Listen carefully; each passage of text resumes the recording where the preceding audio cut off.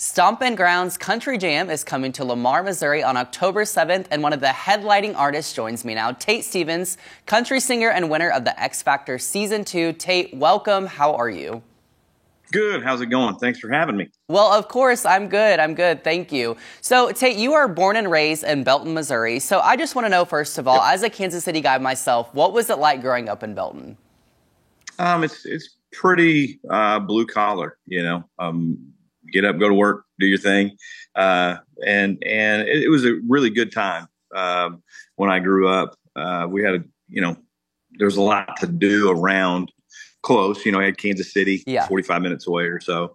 So you could go to the city, you could, tip cows in the evening if you wanted, whatever you wanted to do. So it was a good place to grow up. Still is, this area's that's why we're still here. We never left. So, we love it. Yeah, absolutely. Now, many may recognize you from your stint on Season 2 of the X Factor on Fox back in 2012. So tell me about your experience on that show and what it was like winning. Okay, so the show is different than what I would have ever thought.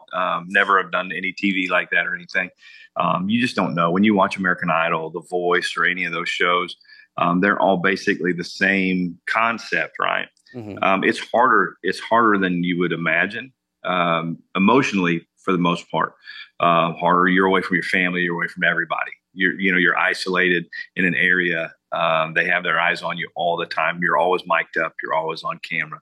So that was a little different. And then the winning part of it, obviously changed my life, but it's one of those things, it just gives you that launching point for the next step in your career. And I can't complain. Everything's been great. So, like I said, it changed my life overnight, really. Yeah, I can totally understand that. Now, what would you say life has been like post X Factor? Like, where did your career go after you left the show, and what have you been up to since then?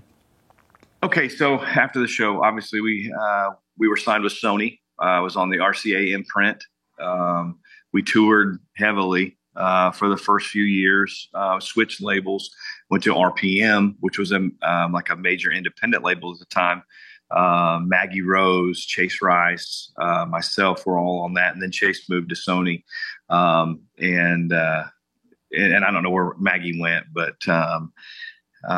we released music, videos, we did the whole thing. We were still touring, and now it's just being an independent artist now it's fun.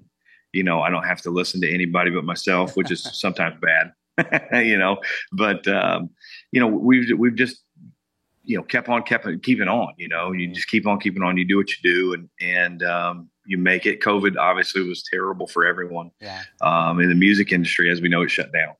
So it's good. 3 years out now, we're picking back up and things are going well. So, it's, I can't do anything else. I don't think I'm smart enough. So, yeah.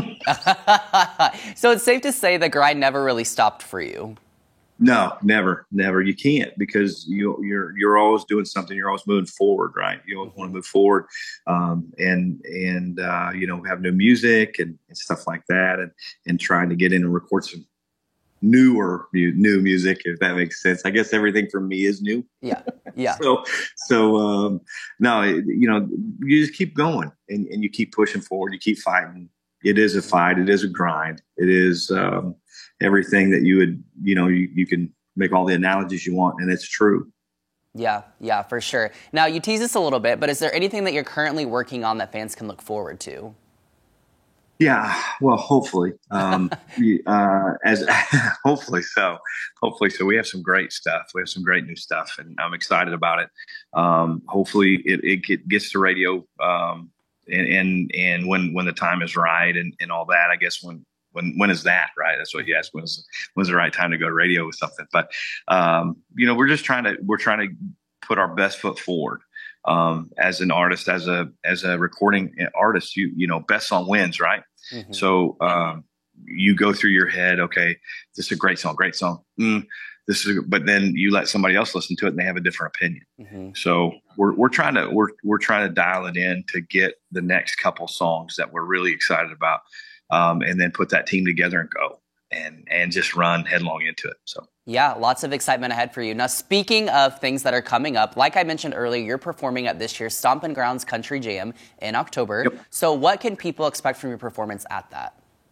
It's going to be, I think it's going to be great. You got Chris Cagle. Can I announce who's you're good. Okay. I was like, I don't know if that's a big surprise or something, but Chris Cagle, Easton Corbin, myself, Matt Stell. It's a good lineup. I think you're going to hear kind of everything. You got the new stuff, then you got the '90s country, which who doesn't like that, right? Right. You like that '90s, early 2000s country. So, and for me, I'm kind of all the above. I'm very country, and that sounds dumb. I don't even know why I said it, but because I'm real country. Now you're just country, right?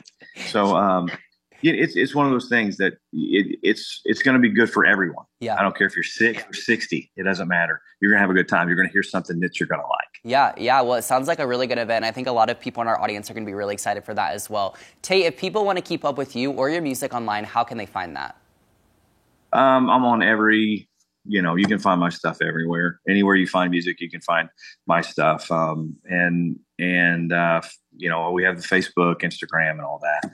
So it's Tate Stevens, CTRY, pretty much everywhere. Tate Nation fan page on Facebook. Okay. So, yep, I'm out there. All right, sounds good. Well, Tate, thank you so much. We appreciate it, and we look forward to seeing you in Lamar, Missouri on October 7th. Awesome. Thank you guys for having me.